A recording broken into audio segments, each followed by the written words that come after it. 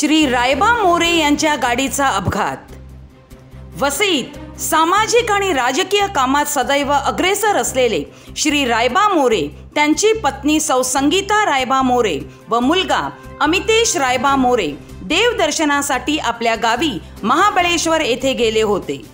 दिनांक 14 डिसेंबर 2023 रोजी आपल्या बहिणीच्या घरून पुण्याहून सकाळी 10च्या सुमारास वसईच्या दिशेने येण्यास निघाले असता दुपारी 1:05 दरम्यान त्यांची 4 चाकी वाहन महिंद्रा कार ही ठाण्याहून घोडबंदरच्या दिशेने येत असताना घोडबंदर गायमुख या ठिकाणी बाजूच्या लेनवरून ठाण्याच्या दिशेने जात असलेल्या भरधाव वेगाने जाणाऱ्या कंटेनर चालकाचा आपल्या गाडीवरील ताबा सुटल्याने डिवायडर पार करून वसईच्या दिशेने येणाऱ्या रायबा मोरे यांच्या गाडीवर जोरदार धडक दिली।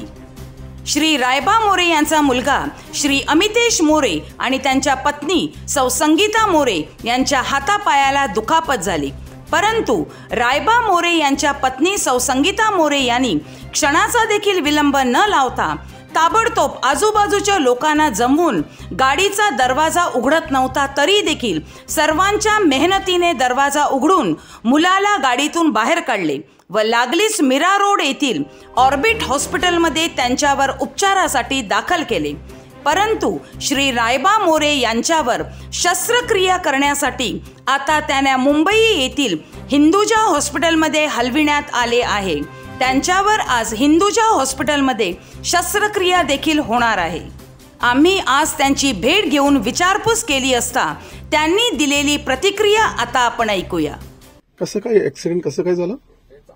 सर, आम्ही गावी गेलो होतो आणि पुण्यावरून म्हणजे रिटर्न येत होतो तर गायमुखच्या तिथं आमची गाडी वसईच्या दिशेने येत होती आणि टँकर ठाण्या दिशेने जात होता, परंतु त्यांचं असं मत आहे की ब्रेक फेल झाला म्हणून ती गाडी त्या साईडला का घेतली नाही, टँकर ती खाय होती ना, मग त्याने डिवायडरवर चढवली आणि माझ्या गाडीवर डायरेक्ट चढला डिवायडर तोडून, आणि त्यामुळे असं आमचा ऍक्सिडेंट भयानक झाला। मग तुम्ही गाडीमध्ये तिघं होते का? तिघं होतो, मी मागे बसलेलो, मुलगा गाडी चालवत होता आणि बायको त्याच्या बाजूला होती। Okay okay. परंतु वसईच्या जनतेच्या आशीर्वादाने, प्रेमाने, लोकनेते एकंदर ठाकूर यांच्या आशीर्वादाने, सर्वांच्या, तुमच्या मित्र परिवाराच्या आशीर्वादाने वाचलो आम्ही सगळे।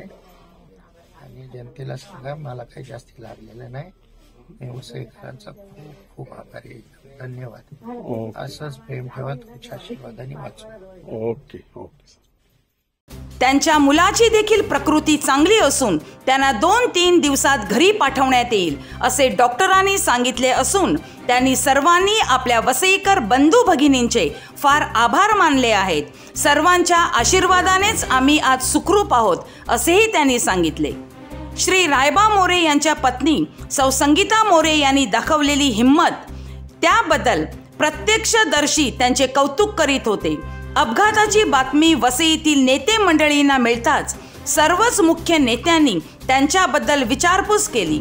आमदार हितेंद्र ठाकूर नागपूर अधिवेशनात असताना देखील त्यांनी रात्री उशिरा श्री रायबा मोरे यांच्या तब्येतीची विचारपूस केली।